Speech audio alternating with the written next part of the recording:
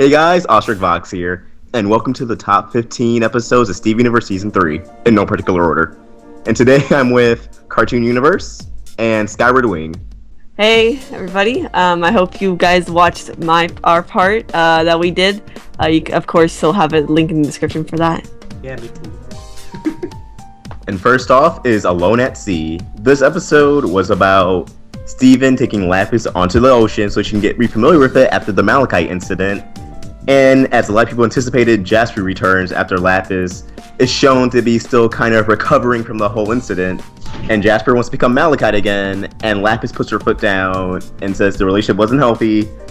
And Jasper lashes out at Steven, and then Lapis smash bros her into the ocean. That Bayonetta though. And I really enjoyed this episode because it was a really portrayal of abuse relationships from both ends, because we learned that Lapis abused Jasper and Malachite just as much as Jasper did to her, if not even more. Wait. And it makes kind of sense when you watch Chillited, because Lapis was in control of Malachite the entire time, while Jasper was just being kind of put at bay. And this episode was really important. I've seen a few articles written about it, and I was anticipating this one of the most for Summer Steven, just because I was really excited for Jasper's return. And it really paid off, and it's a good lead into Gem Hunt, in my opinion. Okay, so this was an episode that I did a lot of analysis for, and I loved just seeing Lapis again, although she really was a different gem now that she is no longer being a prisoner, and she definitely does not want to be one anymore, as we saw. But she her emotions are really weird now. I don't know. I don't know how to feel about Lapis after, especially what Jasper said, that we should probably be afraid of her, or at least she was telling Steven that. But I don't know, I was kind of surprised, or just how quickly Jasper came out of nowhere. I don't know what I was expecting, or how I was expecting her to come back, or her to come back at all. But I do really think it was funny how the episode ended, like you said before, with Lapis just basically punching Jasper and, blasting her off into the sea, so we could eventually see her again. Wait, may I interject right quick?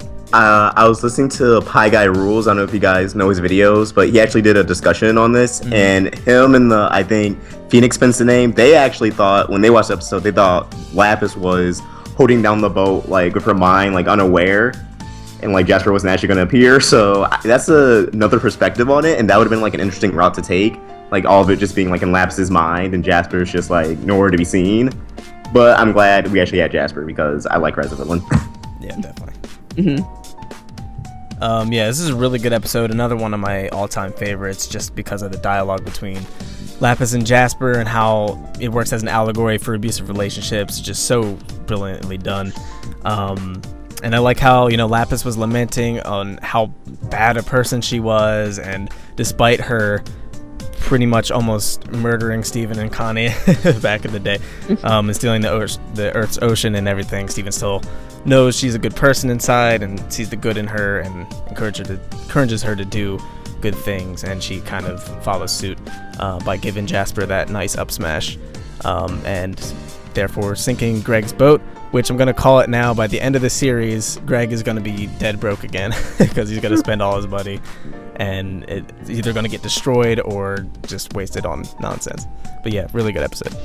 I agree. I feel bad for Greg. He did not expect any of that to happen. Like, he just came on this boat. He wanted to fish with his son, and they ended up bringing Lapis along. I remember when I first saw the episode title, and this was a long time ago when we got that really long list of episode titles coming. I think this is early season 2, and I'm like, Alone at Sea. This is when we'll see Malachite again. Obviously not the case. But it was just this is a very, very good episode. A lot of good character development for Lapis and even Jasper. Another thing, one line that Jasper says in particular, when she's about to attack Steven, she's full on going to shatter him, I'm gonna shatter you. And it's just kind of crazy to see that, Steven is such an innocent and fun and happy character, and all these terrible things just keep happening to him, and as the seasons keep going on, it gets worse and worse and worse. And it kind of really shows that he's suffering from the thing that his mother has done. But in this case, it was him. He, made Lapis happy and an individual, and helped make her not as alone or needy or wanting to miss Jasper. So I thought it was a really good episode, really good time for Steven to even stand up to Jasper, which I appreciated, and the whole allegory for abusive relationships, which was handled very well for a kid's cartoon, which I enjoy very, very much.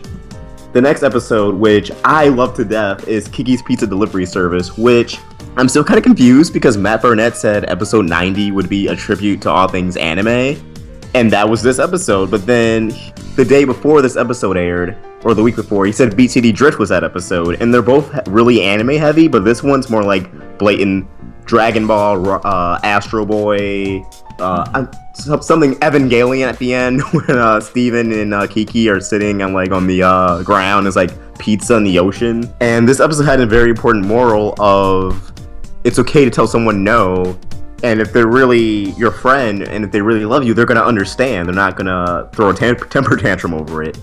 And it was really funny how Pizza Jenny, she was like, Kiki said no to her, she's like, okay. And then melted back into cheese.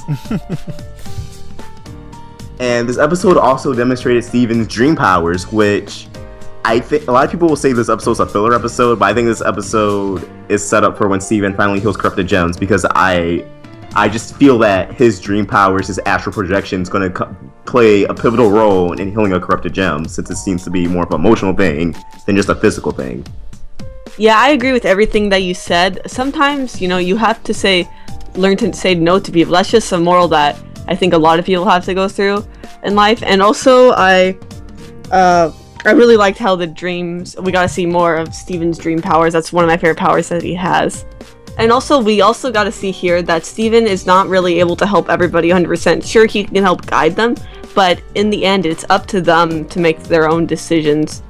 And, Kiki had to make that decision on her own, even though Steven was trying his best. He eventually gets tired out. He's not perfect, and he can't help everybody out 100%. So I really liked how this episode showed that.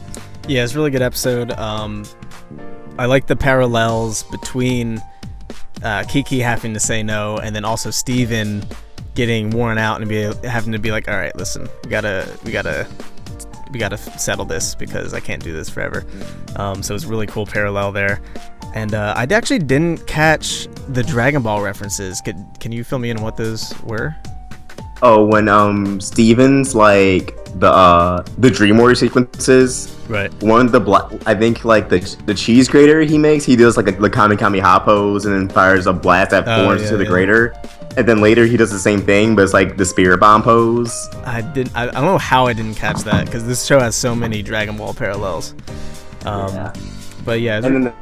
Good. And then the Astro Boy one was just like he like lifted up like his hands like lifted up, and then like his shoulders fired something. Gotcha. Like Astro Boy.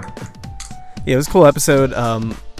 Wasn't super duper important, but it was a good, well written story, had a good moral, and we got a good look at Steven's dream power, so it was really cool. Yeah, I definitely like Steven putting in massive amounts of work in the dreamscape. Like, apparently when you sleep in your dream, he doesn't get rest in real life, which is kind of strange because he is sleeping, but he's dreaming actively, so he doesn't get any sleep. So Steven's kind of exhausted the entire time, but you see him cutting the cheese. Oh, that's so bad. I did not just make that fun. Oh my god. He's in a cave. He's fighting the Kiki monster, or he's dealing with the Kiki monster that's pulling in the real Kiki, and I just thought that was really cool. This was I think it was a fun episode, but also, like I said, or like you said, it brought up his dream powers a little more, which are definitely going to play a bigger role in the future, and I just thoroughly enjoyed it. It was really funny, and I probably will never have pizza again, so yeah. There's a really sly reference to season 1. If you guys remember Steven's lion, Kiki's like, Steven was lion. Sorry for using the same pun twice. And then here he's like, it's time to cut the cheese. Sorry to use the same pun twice.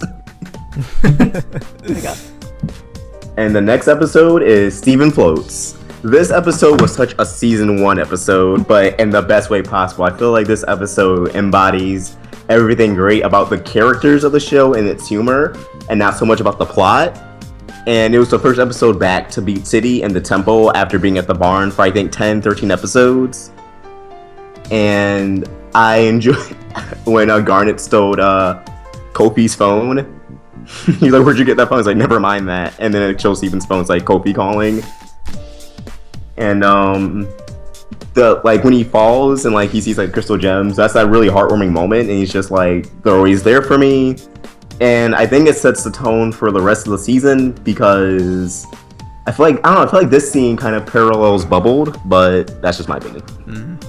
Yeah, I really liked this episode. It was a really fun episode, and while not much besides Steven learning that he could float happened, I think it was important because it was kind of reinforcing the idea that Steven's powers are really tied to his emotions, depending on what he thinks. And he's, obviously his first time seeing this power, he's not controlling it well. But I did like to see that there was kind of some foreshadowing about this power, because we did see Rose use it before in a flashback. Yeah, it was a good episode, really showcasing the relationship between Steven and the rest of the gems. Definitely got super, super feely. I liked how they kind of addressed his complicated feelings for his mother and kind of left the audience to interpret that as they will. And he didn't even know about the pink diamond thing yet, which is really interesting. So it kind of even highlights more so what he's dealing with, learning that information on top of already having complicated feelings for his mother, even just making him exist as he does. But yeah, it was really cool to see them explain that, his powers are tied to his emotions, which is actually something that we first got mention of in the Uncle Grandpa episode, ironically enough. But yeah, it's a really cool episode, and he finally got his donut, so I'm happy. To add on to what Kev said, I thoroughly enjoyed this episode because it was so much season 1-ish that like the title card flipped back from the farm back into the the hand on the beach city, and I just thought it was a really fun and enjoyable episode, especially seeing like Pearl being all paranoid and Garnet being cool, calm, and collective, and sure everything's gonna be fine, and Amethyst like, oh, Steven can fly, that totally is a thing that happens, and I'm like, oh, that's great, and then she gets hit in the face with a slipper, and I'm like, this definitely reminds me of season 1 and why I originally fell in love with this series. Before there was all this lore and war and gems and everything, it was just about a boy with a magical belly button, and I think this episode really reminded me of that, and that's why I enjoyed it so much. And the next episode is Back to the Moon. And this episode was right after Earthlings, so this is another major episode after a really major episode. And the Rubies return, and what I love about this episode is I feel like the Rubies and Hit the Diamond should have been like how they were here. Because at Hit the Diamond, they were gullible, but I feel like they were kind of too dumb. But here, they were just like kind of gullible. They fell for Amethyst posing as Jasper. And we also got the big reveal that Rose shattered Pink Diamond. And that entire moment was really tense. Pearl's reaction was just like in complete shock, like she really didn't want to even know that, while Garnet, well, we didn't see her eyes, but she just kind of had her mouth opened. And I feel like if they showed her eyes, it probably would have added more emotion to that scene, but I like that they didn't, because now we can kind of just like imagine how much of a shock it was to Garnet for Steven to find out about that. I really like how they use sardonyx in this episode, even though it wasn't like a major vocal point in this episode, except the ending really well. But like the musical note that played, and the music, I think throughout like these entire few episodes, really adds emotion to the scene. Like with Pink Diamond's Mirror, like her distinct theme is kind of like more soothing than the other Diamonds themes, while Yellow Diamond's kind of more like all over the place. Blue Diamonds is kind of calm. And Pink Diamonds is more soothing. So I wonder what White Diamond's theme is going to sound like, just based off what we heard so far. Yeah, I definitely love how we did learn more about Pink Diamond, and of course I want to learn more about the rest of the diamonds. And like you said, it was great to see the Rubies again, the whole Ruby squad. And obviously they were tricked time and time again, but this time things were different, especially at the end, where Steven was dragged out into space. And that it definitely felt like an episode leading up to a season finale, which of course the next episode is. Yeah, this episode was really interesting to have Steven find out that his mom is essentially a murderer.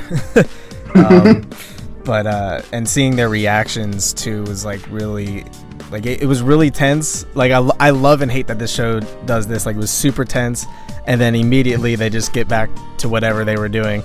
But what really like shattered my heart a little bit is that he kind of like was looking at Amethyst for I guess, approval. Like after he said she would never shatter someone, he was just kind of looking at Amethyst like, with this, right? She wouldn't do this, right? And then she just kind of looks at him without knowing what to say, really.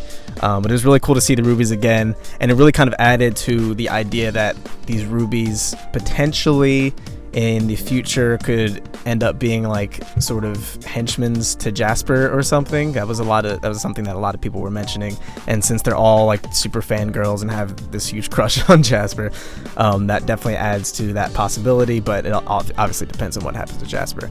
But yeah, it was really, really great episode. Yeah, this episode didn't feel like an 11-minute episode because there was so much content in it. The episode starts right off with like Lapis having all of the rubies like imprisoned in the water bubbles, and then it's with Amethyst turning into Jasper, and Lapis and Peridot staying on Earth, which I was hoping Peridot was going to go with them back to the moon base so we could have a little bit more information about the reveal of Pink Diamond being shattered by Rose. I'm like, if I wanted to know if Peridot was there, what would she say? How would she react? Like, whoa, like that would have been really cool. But that wasn't the case, but I still thoroughly enjoyed this episode. It had lore, it had comedy, the pacing was very, very good, and the ending, I love Sardonyx, and seeing her just smack the rubies right out into space, and that cliffhanger, when I saw those credits, I screamed. I'm like, no, you cannot end this episode like that. Absolutely not. And we had to wait until the next day, which isn't as bad as waiting a week as we do now, but I prefer this anyway. But yeah, back to the moon, very good trip, and I still have a lot of questions about it. Could have been great when Steven passed by this room and there's like this ominous sphere just kind of in this room, and I thought we were going to get an answer to that here. That wasn't the case. We still have no idea what that is, and I hope that gets answered in the future, but still, back to the moon, very good episode. Yeah, and I really like the rubies in this episode when they he was either Eyeball or Navy. He was like, you can sit on my lap, or I can sit in your lap if you want. And before she sees Amethyst is actually just Amethyst and not Jasper. And the next episode, the last one for this video, takes us to Bubbled, which is the season 3 finale. And it's Steven and Eyeball in space.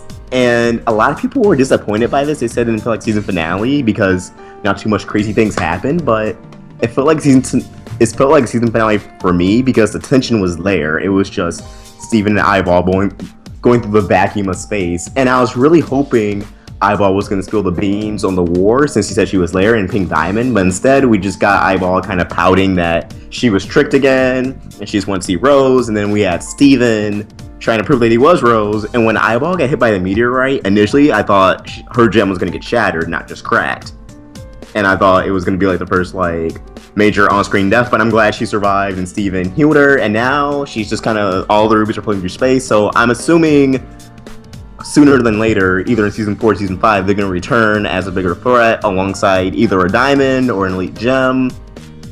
But either way, I do think now that the rubies are out there in space, they're going to spill the beans to the diamonds, and now the diamonds are going to become aware of the crystal gems, and that Rose Quartz is out there. I think that was the major takeaway from this episode. And because of this, at the end of this episode, now that Love Like You was completed, they played the full song as the final scene of the episode, and it was really anime-like, because that really only happens in anime where they play the ending theme in an episode. So that was a nice touch. And Garnet trying to explain to Steven why Rose shattered Pink Diamond was really emotional, especially how she was just, you could tell she was trying to find the right words to say. She kept pausing and explain, like, for things to be how they are now, Pink Diamond had to go. Which there's a lot of inconsistencies with the Pink Diamond story, because Eyeball said she remembers the sword, but Business said the sword can't crack a gem or shatter a gem. So did she remember the sword because of the Pink Diamond incident, or something else? So there's just a lot of mystery that's still there. This episode raised a lot of questions instead of answering them. But it did feel like season finale for me, and I really do hope we see the rubies soon. And now the gems have a spaceship. That's really the main takeaway from it, because these spaceships go back to Earth, so now I don't know if they're keeping at the barn, at the temple, but hopefully we use that for some space adventure soon. Yeah, I agree with everything you said. This was a great episode. Of course, it was all about Steven and interacting with Eyeball, and it was kind of like we got finally the third one in, how we later see that the big three things on Steven's mind were Bismuth, Jasper, and Eyeball, how his mother had so much, kind of impacted all their lives in different ways, but now he has to deal with that, and it's something pretty sad to see, but hopefully he'll be able to overcome, all this and show that he is not his mother, which he kind of almost failed to do, or he kind of was able to do that, but it never really ended up 100% perfect each time. So he's gonna have to deal with that, and of course, going into the next season, we'll have to see how that plays out. Yeah, I agree with what you said about this episode feeling like a finale. It definitely felt like a finale for me, and it's definitely another one of my favorites. This season actually had a lot of my favorite episodes, but I just love the interaction between Steven and Eyeball. It was just such an intimate interaction between a hero and a villain, which is one of my favorite things. And just seeing her basically try to kill him in the vacuum of space, and after everything he's done, and he tried so hard to help her, and because of like you said, Haley, what his mom did in the past, people just don't believe him. And it was very ironic that he was, after all this time, he's trying to tell people that he's not Rose, and then this is the one time he's trying to convince them, hey, I have Rose Quartz's gem, come on, believe me.